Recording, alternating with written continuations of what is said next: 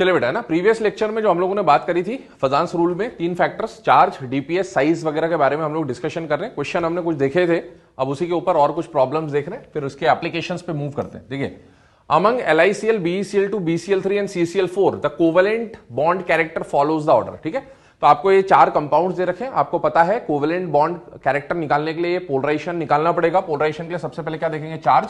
तो बेटा +1 +2 +3 +4, जब जब चार्ज बढ़ेगा पोलराइजेशन बढ़ेगा, कोवेलेंट कैरेक्टर बढ़ेगा। मतलब CCl4 का कोवेलेंट कैरेक्टर ज्यादा, उससे कम BCl3, उससे कम BCl2। लेकिन ये ऑर्डर यहां पर गड़बड़ है, तो आप देखें जो सीधा सा ऑर्डर है वो ये है ना, LiCl से ज्यादा BCl2, से ज्यादा BCl3, से ज्यादा CCl4। ऑप्शन हो जाएगा करेक्ट थर्ड। ठीक है, अब देखें which one of the following show correct order of covalent character. अब एक बात बताएं, कोवैलेंट कैरेक्टर मतलब पोलराइजेशन। पोलराइजेशन के लिए क्या चाहिए? चार्ज। कंपेयर किसको करना है? ZnO ZnS को। बेटा सबसे पहले चार्ज +2 -2 +2 -2, चार्ज सेम है। चार्ज के बाद क्या लगाना है? DPS. Cation D block, cation D block, DPS नहीं लगेगा। साइज, किसका साइज? कैटायन का या एनायन का? तो बेटा कैटायन तो सेम है, एनायन का साइज देखना पड़ेगा। एनायन अच्छे पोलराइजेशन के लिए एनायन बड़ू चाहिए, जितना बड़ा एनायन उतना ज्यादा पोलराइजेशन। पोलराइजेशन ऐसा, तो कोवेलेंट कैरेक्टर का ऑर्डर भी यही आ जाएगा। Correct option will be first. अब पोलराइजेशन फैक्टर्स स्टडी करने के बाद एप्लीकेशंस ऑफ पोलराइजेशन या एप्लीकेशंस ऑफ फजांस रूल के बारे में हम लोग बात करने वाले। काफी इंपॉर्टेंट पार्ट है, ध्यान से समझेंगे। सबसे पहला जो प्रॉपर्टी हम डिस्कस करने वाले हैं दैट इज सॉल्युबिलिटी। क्या डिस्कस करने वाले बेटा? सॉल्युबिलिटी। ठीक है ना। सॉल्युबिलिटी में याद करें, प्रीवियस लेक्चर में हमने थोड़ा बहुत हाइड्रेशन एनर्जी, लैटिस एनर्जी का कॉन्सेप्ट पढ़ा था। कुछ याद आ रहा होगा आपको कि अगर हाइड्रेशन एनर्जी ज्यादा है तो सॉल्युबल, हाइड्रेशन एनर्जी कम है तो इनसॉल्युबल, है ना। तो वो सारे पॉइंट्स भी हम यहां डिस्कस कर रहे होंगे। सॉल्युबिलिटी का बेसिक फंडामेंटल क्या है बेटा? Like dissolves like. याद करें, मैंने बोला था हमारे सिलेबस में 2 टाइप के कंपाउंड्स आएंगे, ionic compounds which are more polar, covalent compounds में polar covalent compound, less polar and non polar covalent compound. तो more polar ionic compounds are dissolved in more polar solvent, that was water, है ना, dielectric constant के time पे बात कर रहा था। पोलर कोवेलेंट कंपाउंड जिनकी पोलैरिटी कम थी, they will be dissolved in polar organic solvents like chloroform, acetone, ether, ये अल्कोहल बोला था मैंने। और non polar covalent compound will be dissolved in non polar organic solvents like chloro, अगर मैं बात करूं बेंजीन, क्लोरोफॉर्म नहीं, benzene and carbon tetrachloride. ठीक है ना। तो देखें, ionic compound are soluble in polar solvent like water, polar covalent compound are soluble in polar organic solvent like acetone, ether, है ना, क्लोरोफॉर्म वगैरह। Non polar compounds, covalent compounds की बात कर रहे हैं, non polar covalent compounds are more soluble in non polar solvents like benzene, carbon tetrachloride etcetera. This is like dissolves like, simple सा funda. ठीक है।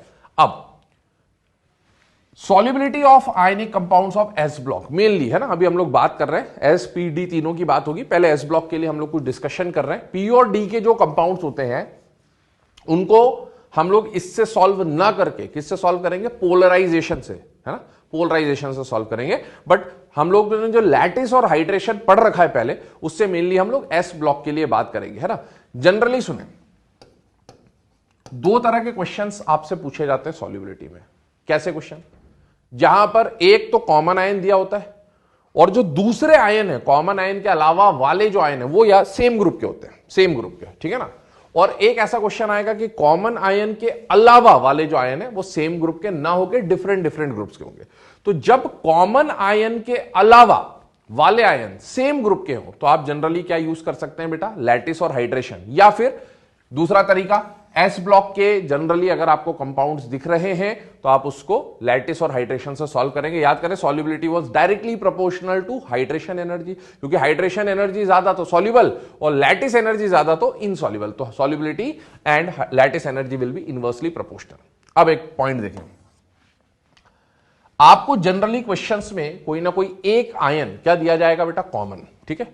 कॉमन आयन अगर small है, कब लैटिस लगाना है, कब हाइड्रेशन लगाना है? देखिए सर, दोनों लगाएंगे? नहीं लगा सकते बेटा। क्यों नहीं लगा सकते? क्योंकि आपको लैटिस और हाइड्रेशन की वैल्यू नहीं देगा। अगर वैल्यू दे दे कि ये 200 है, ये 100 है, इस तरह से कुछ, तो आप बता दोगे सॉल्युबल है या इनसॉल्युबल है। लेकिन बेटा लैटिस एनर्जी और हाइड्रेशन एनर्जी दोनों एनर्जी है और दोनों के फैक्टर्स सेम थे, इसीलिए जो ऑर्डर लैटिस का आएगा, जो ऑर्डर लैटिस का आएगा वही ऑर्डर किसका आएगा? हाइड्रेशन का। जब दोनों का ऑर्डर सेम है तो बेटा एक से तो सॉल्युबिलिटी डायरेक्ट है और एक से सॉल्युबिलिटी इनवर्स है, तो बेटा जो सॉल्युबिलिटी के दो ऑर्डर्स मिल जाएंगे, हाइड्रेशन एनर्जी से सॉल्युबिलिटी का ऑर्डर अलग आएगा और लैटिस से उसका रिवर्स आएगा। इसीलिए आप हाइड्रेशन और लैटिस एक साथ नहीं लगा सकते, आपको दोनों में से किसी एक को प्रायोरिटाइज करना होगा। तो जुगाड़ हम समझ रहे हैं, क्योंकि हमारे पास वैल्यू नहीं है तो कैसे सॉल्व करना है। तो कब हाइड्रेशन से सॉल्व करेंगे, कब लैटिस से सॉल्व करेंगे, वो हम समझ रहे हैं। बेटा इफ कॉमन आयन जो आपको दिया हुआ है वो स्मॉल है, तो आप किससे सॉल्व करेंगे, लैटिस से। किससे सॉल्व करेंगे, लैटिस से। और लैटिस और सॉल्युबिलिटी इनवर्स, तो लैटिस का तो ऑर्डर हमें बनाना आता है ना, energy is directly proportional to charge, inversely proportional to size. हम लैटिस का ऑर्डर बनाएंगे और उसका रिवर्स ऑर्डर किसका हो जाएगा, सॉल्युबिलिटी का। अब देखें कैसे पता चलेगा कौन से आयन स्मॉल हैं। तो जनरली 10 इलेक्ट्रॉन वाले आयन, जनरली 10 इलेक्ट्रॉन तक वाले आयन क्या होते हैं, स्मॉल। जैसे Li+ up to 10 electron, up to 10 electron. Group 2 के कैटायंस जो हैं सारे स्मॉल माने जाते हैं, भले इसमें 10 से ज्यादा इलेक्ट्रॉन है पर इनको स्मॉल माना जाता है। ध्यान रखें, क्योंकि याद करें एस ब्लॉक के साइज के ऑर्डर में जिगजैग ऑर्डर जब बनाते हैं तो बेटा ग्रुप 2 का जो साइज है वो पोटेशियम से भी छोटा होता है। 10 इलेक्ट्रॉन 10 इलेक्ट्रॉन 10 इलेक्ट्रॉन, तो अप टू 10 इलेक्ट्रॉन के जो आयंस हैं अगर वो दिख जाए कॉमन में तो इन्हें क्या मानना है, स्मॉल। और ऐसे क्वेश्चन को किससे सॉल्व करेंगे, लैटिस से। और इसका रिवर्स, अगर कॉमन आयन लार्ज आ जाए, है ना, जनरली पॉली एटॉमिक आयंस, ठीक है, या Na+ के बाद K+, Rb+, Cs+, क्योंकि हम लोग जनरली किसकी बात करें, एस ब्लॉक, तो एस ब्लॉक के यहां आयंस कवर कर दिए हमने। तो आप देखें अगर ये कॉमन आयन हो तो आपको किससे सॉल्व करना पड़ेगा, हाइड्रेशन एनर्जी से। ठीक है, अब एक कॉन्सेप्ट बता रहा हूं, ध्यान से सुनना, है ना। कैसे, जैसे मान लीजिए एग्जाम में आपको क्वेश्चन आ गया, क्या क्वेश्चन दे दिया, LiOH, NaOH, KOH, RbOH और CSOH, ये दिख रहा है। ठीक है, बोला इसका सॉल्युबिलिटी का ऑर्डर बना दो। क्या बना दो, सॉल्युबिलिटी का ऑर्डर। सबसे पहले, ठीक है, सॉल्युबिलिटी में दो कॉन्सेप्ट से हम लोग सॉल्व करेंगे, lattice energy, hydration energy and polarisation. तो क्या यहां पर ये सारे एस ब्लॉक के कंपाउंड है बेटा, यस। तो आपके दिमाग में लैटिस एनर्जी, हाइड्रेशन एनर्जी का कॉन्सेप्ट आना चाहिए। बट अब एक बात बताओ, इसको आयंस में ब्रेक करा, +1 -1, कॉमन आयन कौन दिख रहा है बेटा, OH-, कितने इलेक्ट्रॉन है बेटा, 10 इलेक्ट्रॉन। कॉमन आयन क्या हो गया, स्मॉल। कॉमन आयन स्मॉल है, किससे सॉल्व करोगे, लैटिस एनर्जी से। किससे सॉल्व करोगे, लैटिस एनर्जी से। क्या लैटिस एनर्जी का ऑर्डर आप बना सकते हो, यस बेटा। लेफ्ट टू राइट जब आप जाओगे तो चार्ज तो सब पे बराबर है, एनर्जी के दो फैक्टर होते हैं, चार्ज और रेडियस। तो चार्ज तो बराबर है, क्या लेफ्ट टू राइट जाने पर साइज बढ़ रही है, साइज बढ़ेगा तो एनर्जी कम, लैटिस एनर्जी कम। और बेटा लैटिस एनर्जी कम हो गई क्योंकि इसको आप लैटिस से सॉल्व करोगे, हाइड्रेशन नहीं लगाना। लैटिस एनर्जी अगर कम हो गई तो लैटिस और सॉल्युबिलिटी क्या होते हैं, इनवर्सली, मतलब सॉल्युबिलिटी बढ़ जाएगी। ऐसा कुछ कॉन्सेप्ट आ जाएगा, है ना। इसी तरह से दूसरा कॉन्सेप्ट समझ ले, है ना। जैसे आपको ग्रुप 2 के सल्फेट्स दिए गए, बहुत ज्यादा इंपॉर्टेंट केस है ये, बहुत ज्यादा important. Beryllium sulphate, magnesium sulphate, calcium sulphate, strontium sulphate, barium sulphate, है ना, ये दे दिया। अब देखिए सॉल्युबिलिटी का क्वेश्चन आया। सबसे पहले सॉल्युबिलिटी में लैटिस हाइड्रेशन एनर्जी वाला कॉन्सेप्ट या पोलराइजेशन, तो क्या ये एस ब्लॉक के कंपाउंड दिख रहे हैं बेटा, यस। आपको लैटिस हाइड्रेशन से जनरली सॉल्व करना होगा। सबसे पहले लैटिस एनर्जी और हाइड्रेशन एनर्जी में से कौन सा कॉन्सेप्ट यूज करें, दोनों में से एट अ टाइम कोई एक यूज होगा। तो जुगाड़ कैसे पता चलेगा, कॉमन आयन से। कॉमन आयन कौन है बेटा, सल्फेट। क्या ये स्मॉल है या लार्ज है बेटा, लार्ज। अगर कॉमन आयन लार्ज है, कौन सा कॉन्सेप्ट लगाएंगे, हाइड्रेशन एनर्जी। और एनर्जी कोई भी हो, चाहे लैटिस हो चाहे हाइड्रेशन हो, सॉल्व करने के फैक्टर्स वही हैं, चार्ज और साइज। बेटा चार्ज सब पे बराबर है, +2 -2 +2 -2 +2 -2 +2 -2, है ना, चार्ज बराबर है। चार्ज बराबर है तो एनर्जी का ऑर्डर कैसे निकालेंगे, साइज से। लेफ्ट टू राइट जाने पर क्या साइज बढ़ रहा है बेटा, यस। साइज बढ़ रहा है तो एनर्जी कम। तो बेटा लेफ्ट टू राइट जाने पर साइज बढ़ रहा है, एनर्जी कम हो रही है। लेकिन इस बार हम कौन सी एनर्जी की बात कर रहे हैं, हाइड्रेशन एनर्जी। और हाइड्रेशन एनर्जी और सॉल्युबिलिटी का रिलेशन डायरेक्टली प्रोपोर्शनल होता है बेटा। Solubility is directly proportional to hydration energy. तो अगर हाइड्रेशन कम हो रहा है, सॉल्युबिलिटी कम हो जाएगी। ठीक है, तो ये तो हमने सॉल्व करने का तरीका देखा, बट ये मेथड लेंदी है। तो आप जुगाड़ क्या लगाएंगे, देखो ध्यान से, है ना। मैंने आपको क्या बोला, एग्जाम में जनरली एक आयन कॉमन दिया होता है और कॉमन आयन के अलावा वाले आयन, कॉमन आयन के अलावा वाले आयन। देखें कॉमन आयन कौन है बेटा, हाइड्रोक्साइड। हाइड्रोक्साइड के अलावा वाले आयन देखो क्या सेम ग्रुप के हैं, यस। जनरली ऐसा होता है ना, कॉमन आयन के अलावा वाले आयन देखो, beryllium, magnesium, calcium, strontium, barium, क्या सेम ग्रुप के हैं, यस। तो अगर कॉमन आयन स्मॉल है, ठीक है, और बचे हुए आयन सेम ग्रुप के हैं, तो स्मॉल कॉमन आयन में सेम ग्रुप में डाउन द ग्रुप जाने पर सॉल्युबिलिटी बढ़ती है। लेकिन अगर कॉमन आयन लार्ज है तो डाउन द ग्रुप जाने पर सेम ग्रुप पे जाने पर सॉल्युबिलिटी कम होती है। तो हमें एक जुगाड़ बना लिया कि if common ion is small then on moving down the group solubility increases, and if common ion is large then on moving down the group solubility decreases. तो ये फंडामेंटल हम लोग लगा रहे होंगे, जुगाड़ लगा रहे होंगे। मैं इसको इरेज कर रहा हूं। देखिए क्वेश्चन आ गया आपके सामने, कंपेयर द सॉल्युबिलिटी। सबसे पहले देखें ऑक्साइड्स दे रखे, किसके ऑक्साइड्स है? एस ब्लॉक के। एस ब्लॉक के ऑक्साइड से मतलब लैटिस हाइड्रेशन। लैटिस और हाइड्रेशन में से कौन सा कॉन्सेप्ट लगाना है? कॉमन आयन पे डिपेंड करेगा। कॉमन आयन O2 माइनस है मतलब स्मॉल है। इफ कॉमन आयन स्मॉल क्या लगाएंगे? Lattice energy. एक बात बताओ, अभी जुगाड़ बता दिया, डाउन द ग्रुप जाने पर अगर कॉमन आयन स्मॉल है ना, और O2 minus 10 electron species small, if common ion is small then on moving down the group solubility increases. अगर आप एनर्जी से सॉल्व करेंगे तो एनर्जी के कॉन्सेप्ट भी दिए हुए हैं, ठीक है। सेकंड केस देखें, CSF, CSCl, CSBr, CSI। Common ion कौन है? सीजियम। क्या अप टू 10 इलेक्ट्रॉन है? नहीं, अप टू 10 नहीं, उससे ज्यादा है। मतलब कॉमन आयन क्या हो गया? लार्ज। कॉमन आयन लार्ज होता है किससे सॉल्व करते हैं? हाइड्रेशन से। तो हाइड्रेशन के कॉन्सेप्ट तो दे रखे हैं, बट जुगाड़ से कॉमन आयन लार्ज है तो on moving down the group क्या fluoride, chloride, bromide, iodide group है या नहीं है? If common ion is large on moving down the group solubility decreases. बहुत इजी तरीके से आप सॉल्व कर सकते हैं, ठीक है। अगला केस देखें, हाइड्रोक्साइड्स। कॉमन आयन कौन है? OH माइनस है ना, OH माइनस। कितने इलेक्ट्रॉन्स है? 10। 10 मतलब स्मॉल। कॉमन आयन स्मॉल है, किससे सॉल्व करेंगे? लैटिस से। If common ion is small, then on moving down the group solubility increases। बहुत इजीली सॉल्व हो रहा है। देखें ये तो मैंने आपको सॉल्व करके बता ही दिया। बहुत इंपॉर्टेंट केस है, ध्यान रखेंगे इसको, ठीक है ना। चलिए आगे आ रहे हैं, solubility of compounds of P and D block elements and beryllium halides, ठीक है।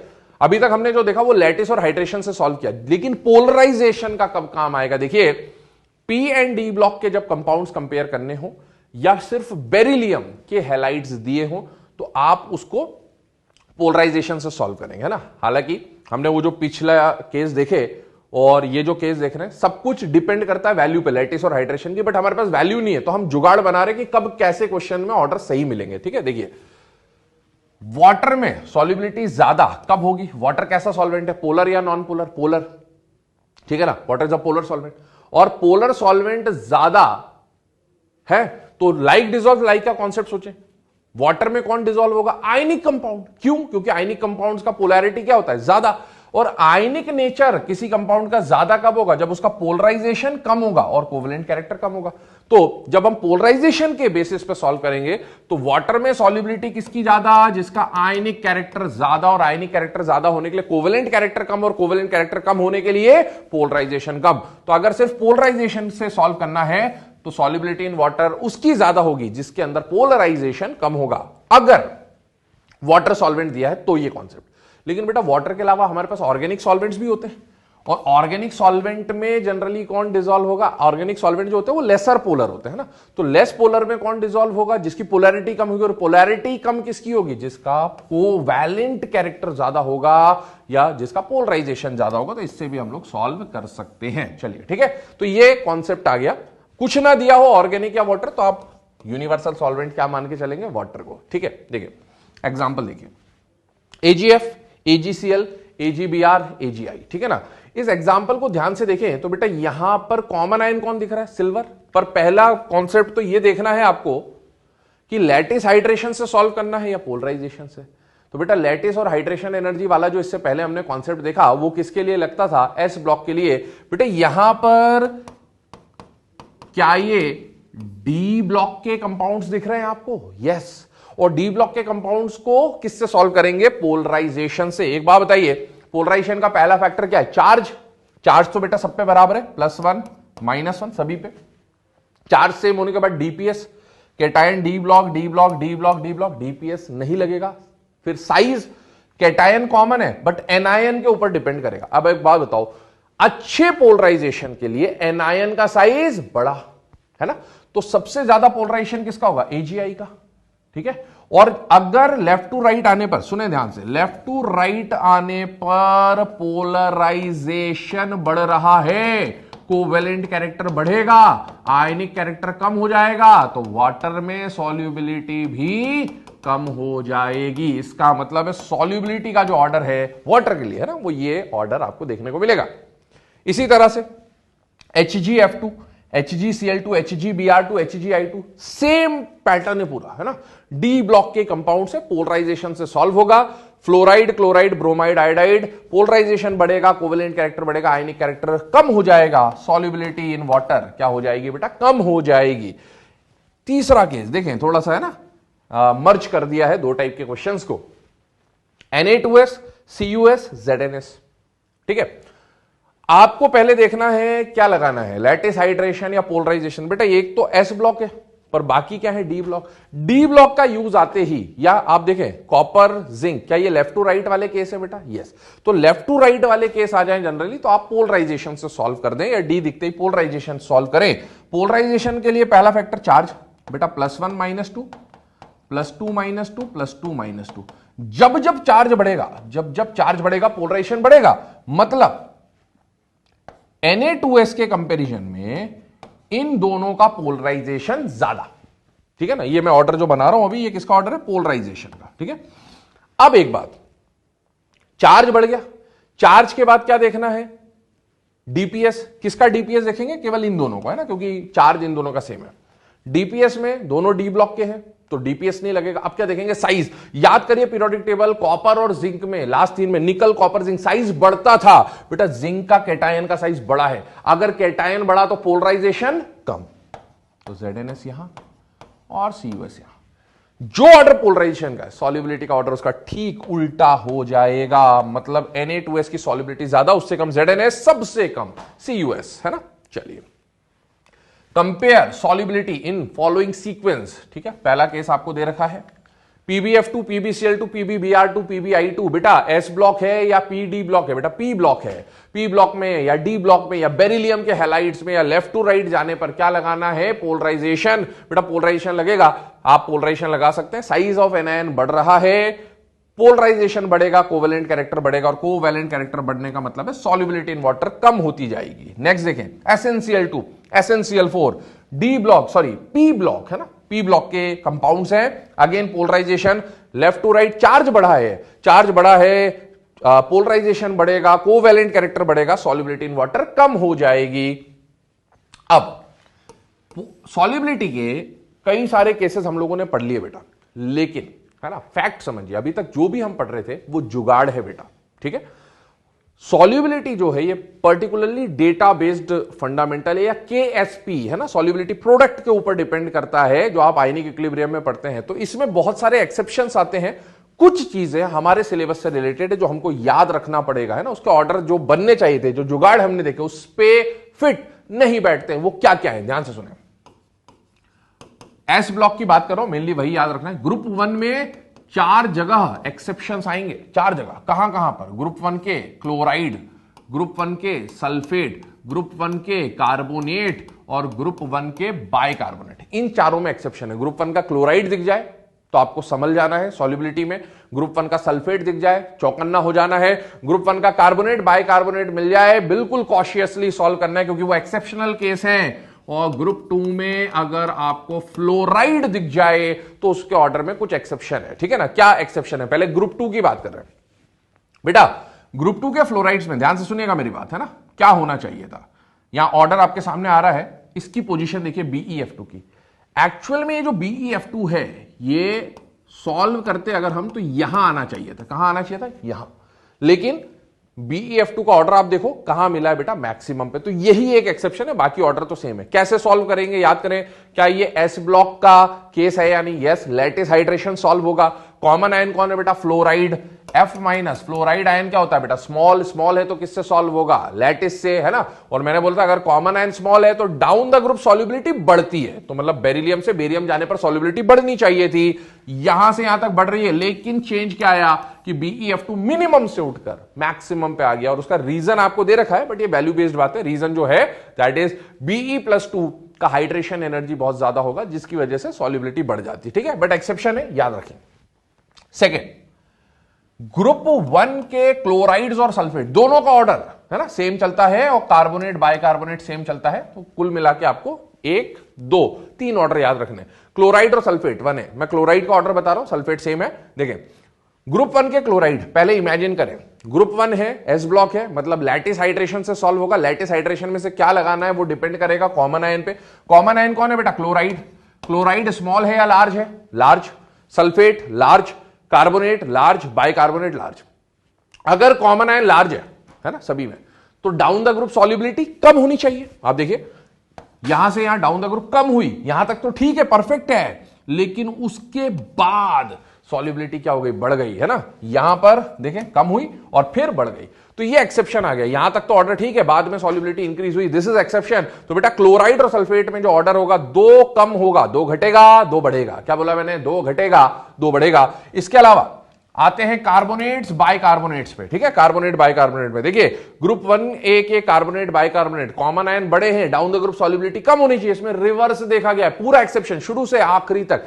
यहां क्लोराइड और सल्फेट में तो 2 जगह एक्सेप्शन है लास्ट में, कार्बोनेट बाइकार्बोनेट में शुरू से एक्सेप्शन है, लगातार सॉल्युबिलिटी बढ़ती जाएगी। और यहां पर भी देखें बाइकार्बोनेट में लगातार सॉल्युबिलिटी बढ़ती जाएगी। यहां पर LiSCO3 कंसीडर नहीं कर रहे हैं, है ना। आप देखेंगे क्यों नहीं कंसीडर कर रहे हैं, क्योंकि लिथियम का जो बाइकार्बोनेट है वो सॉलिड फॉर्म में एग्जिस्ट नहीं करता, तो हम कॉमन प्लेटफॉर्म में बात कर रहे हैं, सॉलिड इन लिक्विड सॉल्युबिलिटी की बात कर रहे हैं, इसीलिए हमने LiHCO3 यहां नहीं लिखा है। एक और बात याद करें, NaHCO3 हाइड्रोजन बॉन्डिंग पड़ा था। NaHCO3 क्या बनाता है बेटा? सोडियम का बाइकार्बोनेट, डाइमर या पॉलीमर? पॉलीमर। ये क्या बनाता है? डाइमर। पॉलीमर बना है, उससे भी इमेजिन करें, पॉलीमर बना है तो वाटर में टूटने में मुश्किल होगी, तो सॉल्युबिलिटी कम, या आसानी से सॉल्युबल, और ये और आसानी से क्या होते जा रहे हैं? सॉल्युबल। ठीक है ना। तो ये सॉल्युबिलिटी के कुछ एक्सेप्शंस हैं जो आपको याद होने चाहिए। 4 एक्सेप्शन ग्रुप 1 के साथ, 1 एक्सेप्शन ग्रुप 2 के साथ। तो ये तो सॉल्युबिलिटी की बात हुई। इसके अलावा हम लोगों के सिलेबस में वैसे तो पार्ट नहीं है सॉल्ट एनालिसिस का, बट उसमें सॉल्ट एनालिसिस में बहुत कॉमन से क्वेश्चन आते हैं कि कौन कौन से कंपाउंड सॉल्युबल हैं, कौन नहीं सॉल्युबल है। तो उसका एक आपको चार्ट में यहां पर बता रहा हूं। इसके बाद ये सब रिमेंबर करने वाले पॉइंट्स हैं, तो आपको याद होने चाहिए। कभी भी डायरेक्ट क्वेश्चन पूछ लिया तो अपने को ये पता होना चाहिए। देखें, फैक्ट्स अबाउट सॉल्युबिलिटी। ठीक है ना। पहला point, all alkali metal salts, all alkali metal salt group 1 के जितने भी सॉल्ट्स हैं आर वाटर सॉल्युबल एक्सेप्ट। ठीक है, अब आपको एक क्वेश्चन दिया, which of the following alkali metal salt is insoluble, है ना, कोई भी सॉल्ट दे दिया, तो 4 में से 3 ऑप्शन तो कुछ और दिए और 1 ऑप्शन इनमें से कोई दे दिया। तो आपको अगर डायरेक्ट याद है तो ही आप सॉल्व कर पाओगे, अदरवाइज सॉल्व नहीं कर पाएंगे। तो इसको याद रखें पॉइंट को। All metal nitrates are water soluble, बहुत खास बात है। जितने भी नाइट्रेट होते हैं, सारे नाइट्रेट क्या होते हैं बेटा? सॉल्युबल होते हैं। मेटल नाइट्रेट सारे सॉल्युबल हैं। एक हम लोग हमारे सिलेबस में आगे जाके ब्राउन रिंग टेस्ट पढ़ते हैं, वो भी नाइट्रेट्स वगैरह के लिए होता है। कैसे क्या होगा आगे बात करेंगे। तीसरा point, all metal sulphates are water soluble, सारे मेटल सल्फेट वाटर सॉल्युबल है, किनको छोड़कर? Silver, strontium, barium, calcium, lead, mercury, है ना। ये कुछ सल्फेट्स हैं जो इनसॉल्युबल है, बाकी सारे सल्फेट सॉल्युबल। इस पॉइंट को याद रखें बेटा, बिल्कुल सल्फेट बहुत ज्यादा जरूरी, याद करें। अभी सॉल्युबिलिटी में मैंने ग्रुप 2 के सल्फेट्स बोले थे, BeSO4, MgSO4, CaSO4, वहां पर भी मैंने बात करी थी कि उसकी सॉल्युबिलिटी का ऑर्डर, और ये भी सल्फेट्स है। सल्फेट्स और हैलाइड्स बहुत अच्छी तरीके से याद रखें, क्योंकि इनके ऊपर मैक्सिमम क्वेश्चन बनते हैं। अब आपके मन में अगर ये आ रहा हो कि sir calcium sulphate, strontium sulphate, barium sulphate, ये तो ग्रुप 2 के हैं, और आपने तो इनमें सॉल्युबिलिटी का ऑर्डर भी बताया था कि डाउन द ग्रुप सॉल्युबिलिटी कम होती है। इसका मतलब है BaSO4 कम सॉल्युबल है, SrSO4 थोड़ा ज्यादा, CaSO4 ज्यादा सॉल्युबल, तो इसकी सॉल्युबिलिटी ज्यादा, इसकी सॉल्युबिलिटी कम। लेकिन सॉल्युबिलिटी ज्यादा कम है, लेकिन ये सारे के सारे इनसॉल्युबल है ना। पीपीटी और KSP की वैल्यू डिफरेंट है, बट ऑल आर इनसॉल्युबल। ठीक है, तो KSP के हिसाब से कम ज्यादा सॉल्युबल हम बता रहे हैं। S block metal sulphide, sulphides के बारे में बात हो रही, बहुत खास बात है, ध्यान सुनना, है ना। S block metal sulphides are water soluble, rest are insoluble. Periodic table के जितने सल्फाइड्स हैं इनसॉल्युबल, किसको छोड़कर? एस ब्लॉक मेटल सल्फाइड्स को। बहुत काम का पॉइंट है, काम आएगा बार बार। सेकेंड ए के carbonates insoluble in water, beryllium, calcium, strontium, ना, इनसॉल्युबल होते हैं। फर्स्ट ए के hydroxides and barium hydroxide, group 1 के जो हाइड्रोक्साइड है और बेरियम हाइड्रोक्साइड, ये वाटर सॉल्युबल है। रेस्ट हाइड्रोक्साइड्स आर इनसॉल्युबल और स्पैरिंगली सॉल्युबल। और ये लास्ट पॉइंट खास पॉइंट है ना, मेटल हैलाइड्स, हैलाइड्स और सल्फेट्स तो बिल्कुल याद होना चाहिए, are water soluble except chloride, bromide, iodide of silver, Hg and Pb, है ना। सिल्वर, Hg और Pb का क्लोराइड मिल जाए, ब्रोमाइड मिल जाए, आयोडाइड मिल जाए, कभी कभार कॉपर भी आ जाता है यहां पर, है ना, थोड़ा सा पार्शियली स्पैरिंगली सॉल्युबल वाले केसेस में, बट Ag, Hg, Pb के क्लोराइड, ब्रोमाइड, आयोडाइड अगर दिख जाए तो इनसॉल्युबल, बाकी इन सब के फ्लोराइड F सॉल्युबल। तो जैसे मान लीजिए एग्जाम इस पॉइंट का कैसे यूज आएगा, क्वेश्चन सुनिएगा, है ना। Which of the following compound is soluble, है ना। पहला ऑप्शन आपको दिया AgF, दूसरा दिया AgCl, तीसरा दिया AgBr और चौथा ऑप्शन दिया AgI, ठीक है। अब एक बात बताओ, सारे हेलाइड है बेटा, यस, आप सॉल्युबिलिटी का ऑर्डर वगैरह आपको पता है, वो सब निकाल लेंगे, बट डायरेक्ट क्वेश्चन आ गया कौन सॉल्युबल कौन इनसॉल्युबल, क्या ये हेलाइड्स है, यस। किसके हेलाइड, क्लोराइड, ब्रोमाइड, आयोडाइड, क्या सिल्वर का क्लोराइड, ब्रोमाइड, आयोडाइड इनसॉल्युबल होता है, यस, सिल्वर का क्लोराइड, ब्रोमाइड, आयोडाइड इनसॉल्युबल, लेकिन सिल्वर का फ्लोराइड क्या मिलता है, सॉल्युबल। तो ये बहुत इंपॉर्टेंट पॉइंट्स हैं, इनको याद रखने की कोशिश करें। एक क्वेश्चन इसके ऊपर देख रहे हैं, which of the following is least soluble in water, जो इनसॉल्युबल है बेटा वो पीपीटी बनाते हैं, ये भी ध्यान रखना, पीपीटी बोल दूं या इनसॉल्युबल बोल दूं एक ही बात है ना। Which of the following is least soluble in water, बेटा नाइट्रेट तो सारे सॉल्युबल होते हैं, अभी हमने पॉइंट देखा। क्लोराइड, ब्रोमाइड, आयोडाइड किसके, है ना, Ag, Hg, Pb के इनसॉल्युबल होते हैं, बेरियम का क्लोराइड तो सॉल्युबल है ना। कार्बोनेट किसका इनसॉल्युबल या लीस्ट सॉल्युबल होता है बेटा, तो all carbonates are soluble maximum cases में, है ना। ग्रुप 2 के जो कार्बोनेट होते हैं वो इनसॉल्युबल होते हैं, पर ये तो ग्रुप 1 का है। सल्फेट याद करो, बोला था इंपॉर्टेंट है, किसके सल्फेट, है ना, सिल्वर वगैरह वगैरह, है ना। ये तो स्ट्रॉन्शियम का सल्फेट क्या था, इनसॉल्युबल, इनसॉल्युबल मतलब क्या बना लेगा, पीपीटी, तो लीस्ट सॉल्युबल, बाकी तो सब सॉल्युबल है, सबसे कम सॉल्युबिलिटी या इनसॉल्युबल, इनमें से कौन मिलेगा, SrSO4। चलिए बेटा, है ना, सॉल्युबिलिटी हम लोगों ने डिस्कशन कर लिया था, एप्लीकेशन ऑफ पोलराइजेशन या फजांस रूल की हम लोग बात कर रहे थे। अब उसमें नेक्स्ट एप्लीकेशन आता है थर्मल स्टेबिलिटी, ठीक है। Thermal stability, heating effect, thermal decomposition, सारा जो पॉइंट है वो आपस में इंटर रिलेटेड है, बहुत इंपॉर्टेंट कॉन्सेप्ट है, इसके ऊपर बहुत फ्रीक्वेंटली क्वेश्चन पूछे जाते हैं। और अब अभी तो हम थर्मल स्टेबिलिटी समझ रहे हैं, इसके बाद जैसे ही हम थर्मल डिकम्पोजिशन या हीटिंग इफेक्ट पे आएंगे बेटा, वो ऐसा पार्ट है जो आपको S ब्लॉक, P ब्लॉक में भी काम आएगा रिएक्शंस के फॉर्म पे, तो बहुत ध्यान से इस पूरे कॉन्सेप्ट को समझिएगा। देखिए थर्मल स्टेबिलिटी नाम से समझ में पड़ रहा है, थर्मल मतलब क्या हो गया, हीट, स्टेबिलिटी मतलब जो स्टेबल हो, तो हीट के टूवर्ड्स कोई कंपाउंड कितनी देर तक स्टेबल रह सकता है, वो कितने टेम्परेचर तक रेजिस्ट कर सकता है खुद के डीकंपोजिशन को, ब्रेक डाउन को, उसे कहा जाता है थर्मल स्टेबिलिटी।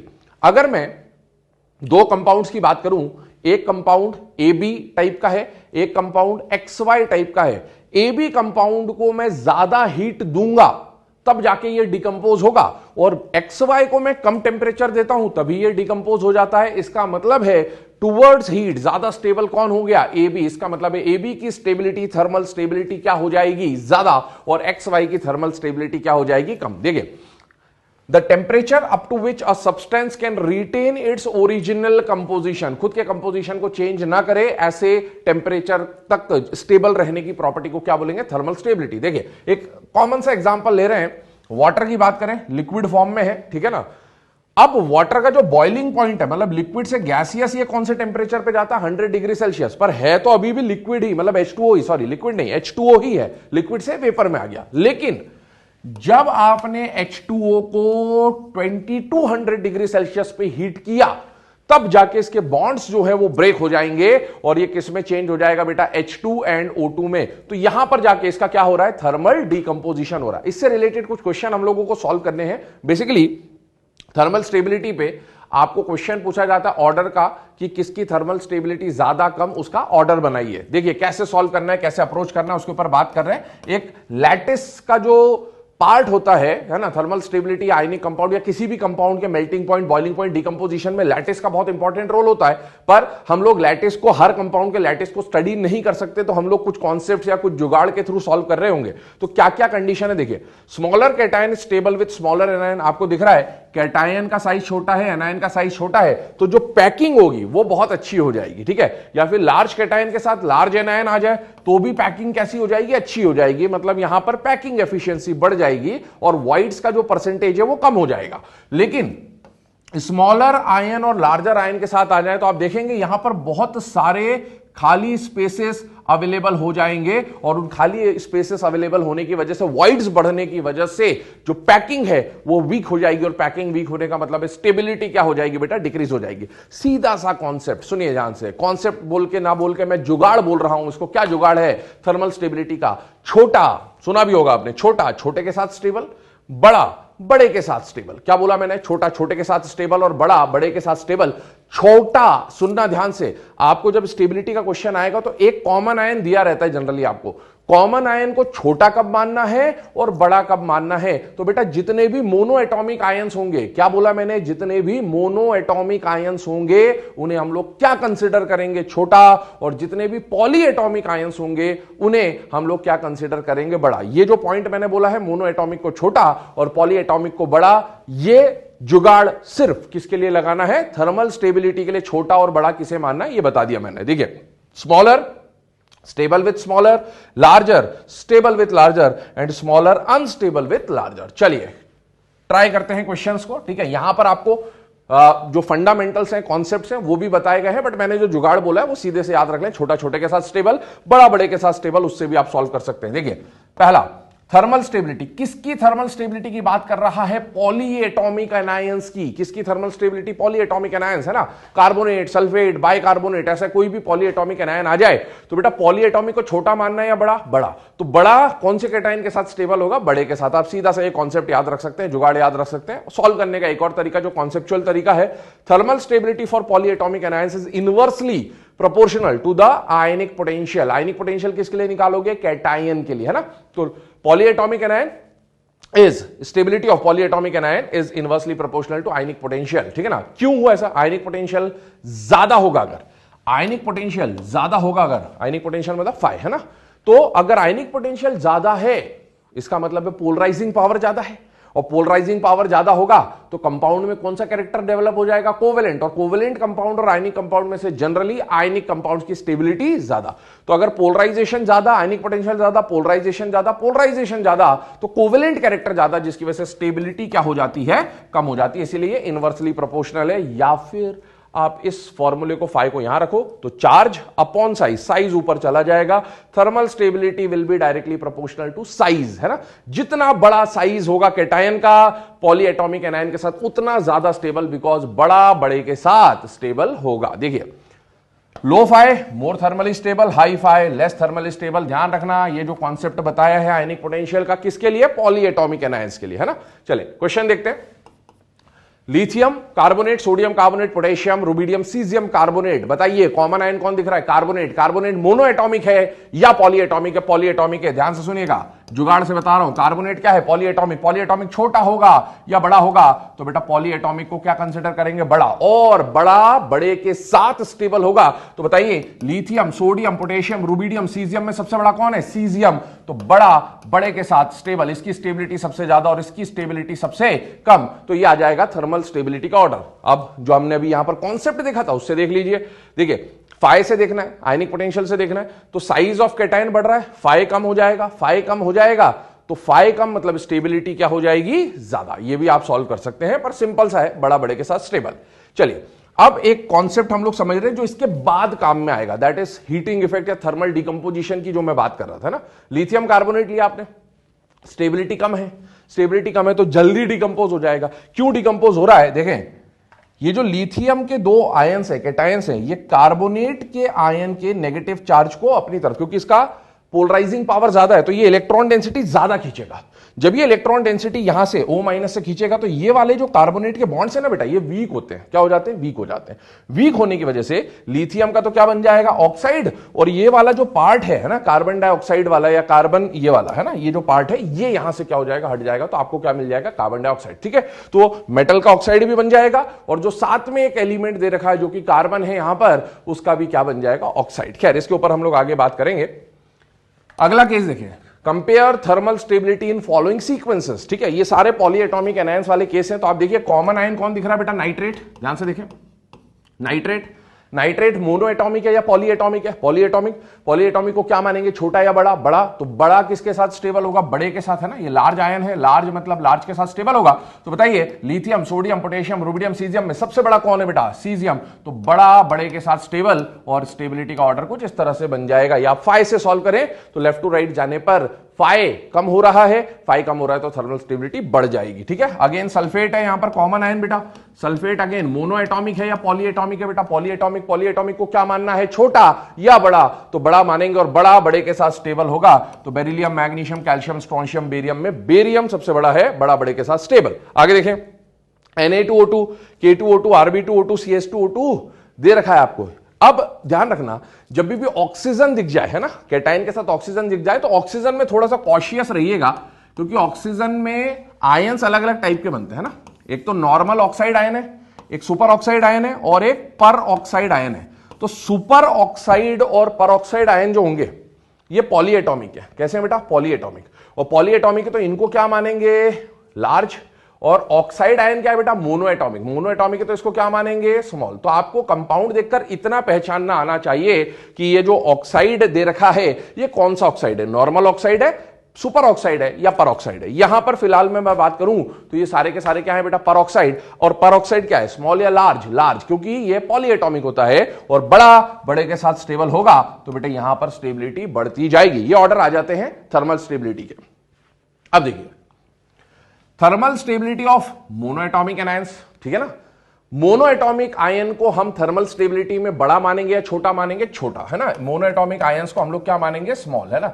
जैसे fluoride, chloride, bromide, iodide, oxide, nitride, ये सारे आयंस क्या माने जाएंगे, स्मॉल माने जाएंगे। और छोटा किसके साथ स्टेबल होगा, छोटे के साथ स्टेबल होगा। देखिए यहां पर कॉन्सेप्ट बता रखा है, बट मैंने जो जुगाड़ बोला बस वो याद रखें, आसानी से हो जाएगा। इन अ ग्रुप, अगर मोनो एटॉमिक एनायन है तो in a group thermal stability will depend on lattice energy, है ना। तो जब आप ग्रुप में जाओगे तो ग्रुप में जाने पर क्या होगा, साइज बढ़ेगा। साइज बढ़ेगा तो इंटरन्यूक्लियर डिस्टेंस बढ़ेगा। इंटरन्यूक्लियर डिस्टेंस बढ़ने का मतलब है, क्या मतलब है कि लैटिस क्या हो जाएगा, वीक हो जाएगा। वीक हो जाएगा मतलब ज्यादा स्टेबल कौन होगा, ऊपर वाला। ऊपर वाला क्यों स्टेबल है, क्योंकि वो छोटा है, साइज छोटा, और छोटा छोटे के साथ स्टेबल। यही कॉन्सेप्ट निकल के आ रहा है, ठीक है।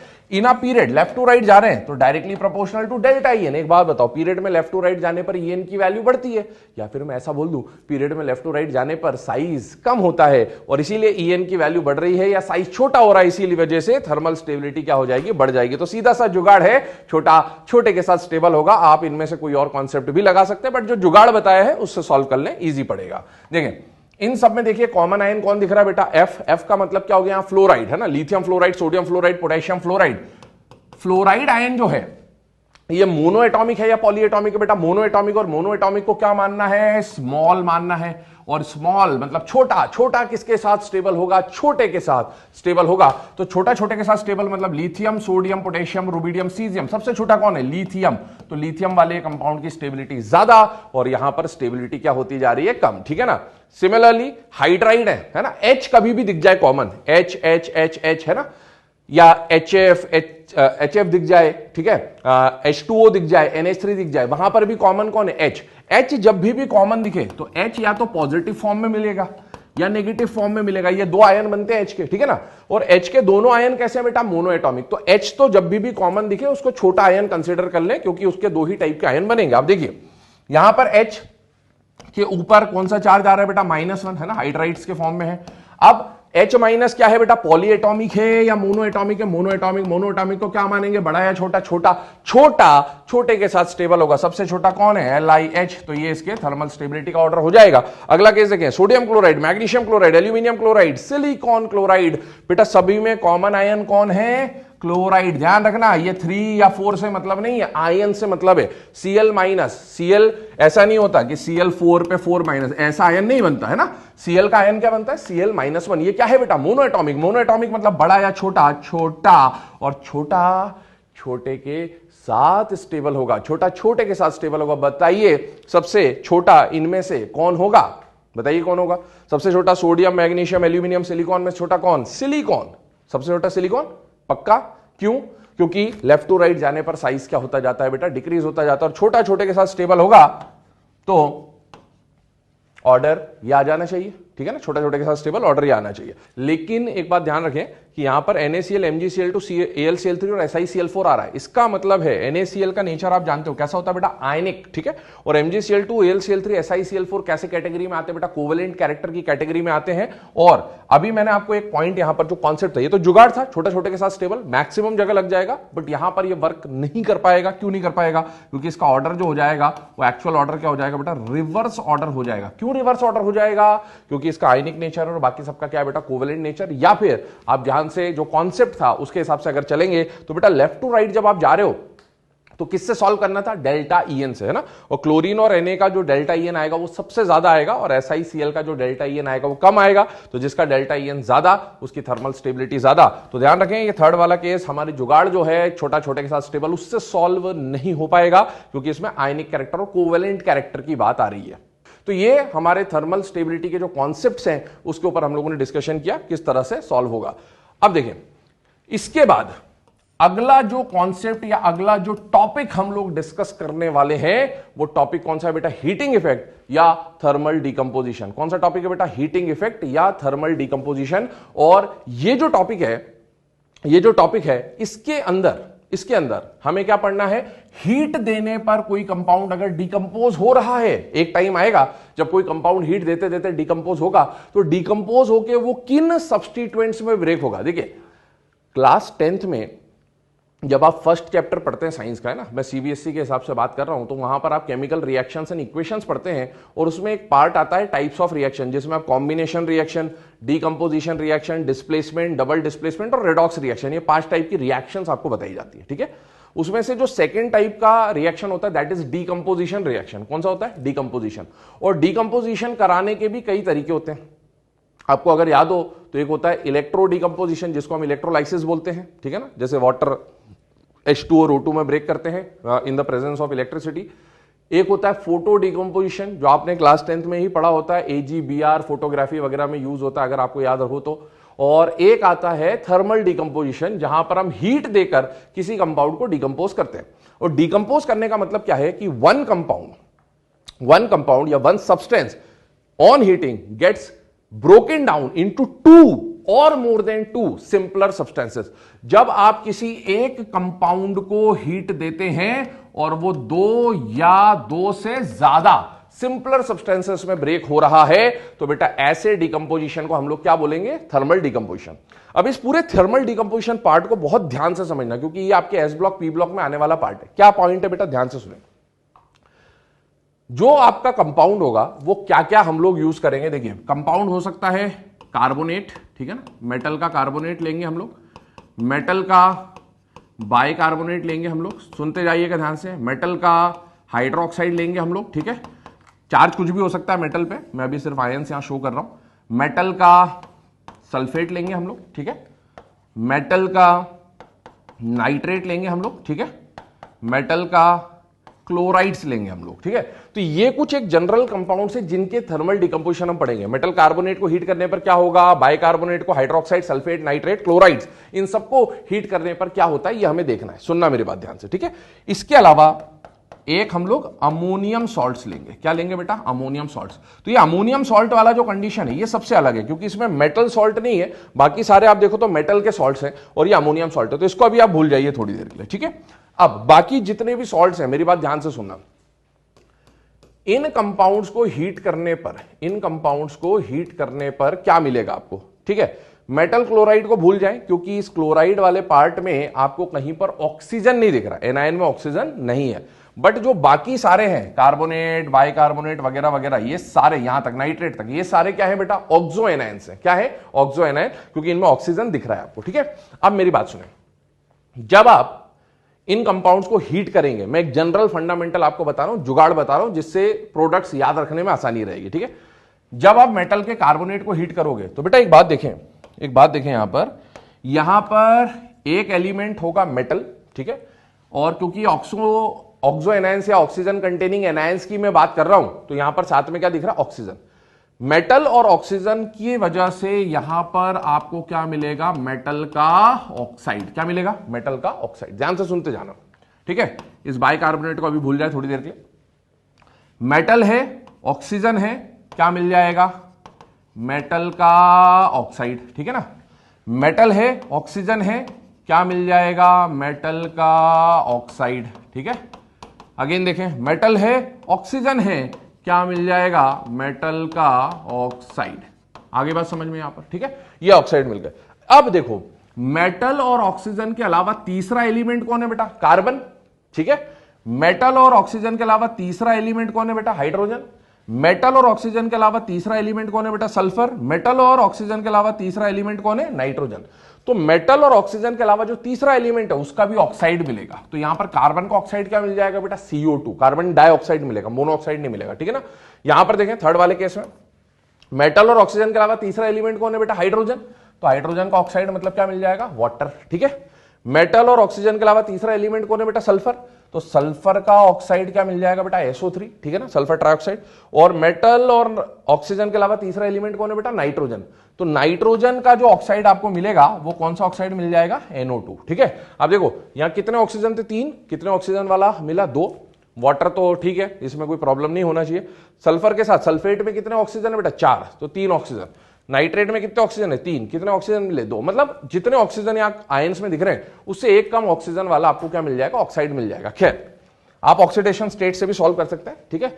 यहां पर अब सुने, ठीक, ऑक्सीडेशन स्टेट भूल जाए थोड़ी देर के लिए। अब इस केस को देखो, मेटल बाइकार्बोनेट को, बेटा बाइकार्बोनेट है, आपने हीट किया, ठीक है। बट कार्बोनेट और बाइकार्बोनेट को थोड़ा इमेजिन करिए, कार्बोनेट आयन का साइज कंपैरेटिवली छोटा होगा और बाइकार्बोनेट थोड़ा सा बड़ा होगा, क्योंकि H भी आ रहा है तो साइज ऐड हो जाएगा। बेटा बाइकार्बोनेट, किसी भी बड़े एनायन को जब आप हीट करोगे तो वो डिकम्पोज होके, बड़े एनायन को जब हीट करोगे तो वो डिकम्पोज होगा, पार्शियली डिकम्पोज होगा और छोटे एनायन में कन्वर्ट हो जाएगा। किस में कन्वर्ट हो जाएगा, छोटे एनायन में। तो बाइकार्बोनेट से छोटा एनायन कौन बनेगा, कार्बोनेट। तो यहां पर डायरेक्टली मेटल ऑक्साइड नहीं मिलता है, पहले ये पार्शियली डिकम्पोज होके क्या बना लेगा, बाइकार्बोनेट से चेंज हो जाएगा कार्बोनेट में। किस में चेंज हो जाएगा, कार्बोनेट में।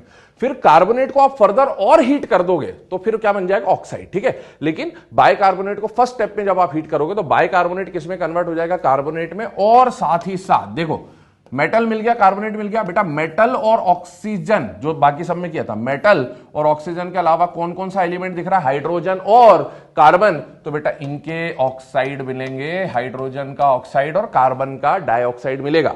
अब सुने, क्लोराइड और अमोनियम सॉल्ट भूल जाए, ये हम बाद में देखेंगे। एक बात और सुनिएगा ध्यान से, इन सब में जब हम बात करते हैं तो बेटा एक बात समझे, ये जो नाइट्रेट आयन होता है ना, कौन सा ion, nitrate ion. Nitrate ion is a very powerful oxidising agent. क्या होता है बेटा, वेरी पावरफुल ऑक्सीडाइजिंग एजेंट। और क्योंकि ये पावरफुल ऑक्सीडाइजिंग एजेंट है, क्या है ये, पावरफुल ऑक्सीडाइजिंग एजेंट। तो बेटा पावरफुल ऑक्सीडाइजिंग एजेंट सामने वाले को क्या करना चाहेगा, ऑक्सीडाइज। क्या करना चाहेगा, ऑक्सीडाइज। और ये सामने वाले को ऑक्सीडाइज करने के लिए नाइट्रेट जो है वो क्या रिलीज करेगा, ऑक्सीजन भी रिलीज करेगा। क्या रिलीज करेगा बेटा, ऑक्सीजन भी रिलीज करेगा। तो नाइट्रेट वाले में NO2 तो मिलता है, साथ में O2 भी मिलता है। ये जो बताई है ये जनरल कंडीशंस है, इनके एक दो एक्सेप्शंस मिल सकते हैं, वो हम डिटेल में जब डिस्कस करेंगे तब मैं आपको बताऊंगा। तो बेटा कॉन्सेप्ट क्या हो गया, बाइकार्बोनेट या बाकी सबको, इन दोनों को भूल जाए क्योंकि इनमें ऑक्सीजन नहीं है। ऑक्सीजन वाले आयंस में क्या होगा, metal oxide, metal oxide, metal oxide. बड़ा एनायन है तो पहले छोटे एनायन में कन्वर्ट होगा। और मेटल ऑक्सीजन के अलावा जो एलिमेंट दिख रहा है, जैसे यहाँ कार्बन या हाइड्रोजन, कार्बन यहाँ हाइड्रोजन, यहाँ सल्फर या नाइट्रोजन, उनके आपको रिस्पेक्टिव क्या मिल जाएंगे, ऑक्साइड्स। और nitrate is a very powerful oxidising agent, तो ये सामने वाले को ऑक्सीडाइज करने के लिए क्या रिलीज करेगा बेटा, ऑक्सीजन भी रिलीज करेगा। तो ये ओवरऑल कॉन्सेप्ट आता है। दूसरी बात, इन सब क्वेश्चंस में देखिए है ना, आपको मेनली ज्यादातर केसेस में किसका फॉर्मेशन होता हुआ दिख रहा है बेटा, ऑक्साइड्स का, है ना, ऑक्साइड्स का। याद करिए पीरियोडिक टेबल, पीरियोडिक टेबल में हमने nature of hydrides, oxides, hydroxides पढ़ा था। उसमें ऑक्साइड्स जब हमने पढ़े थे तो 4 टाइप के ऑक्साइड्स पढ़े थे, एसिडिक, बेसिक, न्यूट्रल और एम्फोटेरिक। क्या क्या पढ़ा था बेटा, एसिडिक, बेसिक, न्यूट्रल और एम्फोटेरिक। याद आ रहा है कुछ। अब एसिडिक, बेसिक, न्यूट्रल और एम्फोटेरिक की कॉन्सेप्ट को जब याद करेंगे बेटा तो उसमें आपको एक पॉइंट समझ में आएगा कि जैसे नॉन मेटल के ऑक्साइड है CO2, कैसा होता है बेटा, एसिडिक, ठीक है ना। मेटल का ऑक्साइड 2 तरह का हो सकता है, जनाबे आली वाली एक ट्रिक होती है ना, तो जनाबे आली वाले अगर मेटल के ऑक्साइड आ गए तो क्या हो जाएगा, वो एम्फोटेरिक। और उसके अलावा किसी मेटल का ऑक्साइड आया तो क्या होगा, बेसिक। तो आपसे ऐसे क्वेश्चन भी पूछे जा सकते हैं। टाइप बता रहा हूं, ध्यान से सुनना। क्या क्वेश्चन बनेगा, A metal compound on heating gives 2 products। क्या बोला मैंने, A metal compound on heating gives 2 products। तो क्या वो मेटल का कार्बोनेट हो सकता है या नहीं हो सकता है? बेटा हो सकता है। मेटल के कंपाउंड को हीट करने पर क्या मिले? दो कंपाउंड्स मिले या दो प्रोडक्ट्स मिले, इसमें मिल रहे हैं। यहां पर देखो, क्या यही लाइन मैं इसके लिए बोल सकता हूं क्या metal compound on heating is two products? नहीं, गलत हो गया, क्योंकि यहां पर कितने प्रोडक्ट्स मिल रहे हैं? 3। तो ऐसे क्वेश्चन मिलेगा metal compound on heating is two products, तो आपको समझ में आना चाहिए कार्बोनेट हो सकता है, हाइड्रोक्साइड हो सकता है, सल्फेट हो सकता है, ठीक है। और a metal compound on heating is 3 products, तो कौन हो सकता है? बाइकार्बोनेट हो सकता है, नाइट्रेट हो सकता है, ठीक है। और CO2 का नेचर कैसा है? एसिडिक, है ना। तो उस तरह से क्वेश्चन आएगा। जैसे मैं अभी कार्बोनेट की बात करूं, a metal compound on heating gives 2 products out of which one compound is acidic and another compound is basic और एम्फोटेरिक। तो मेटल का ऑक्साइड बेसिक भी हो सकता है, एम्फोटेरिक भी हो सकता है। तो इस तरह के क्वेश्चन आपसे पूछे जा सकते हैं। खैर उसको मैं डिस्कशन करूंगा। तो this was an introduction of heating effect या थर्मल डिकम्पोजिशन।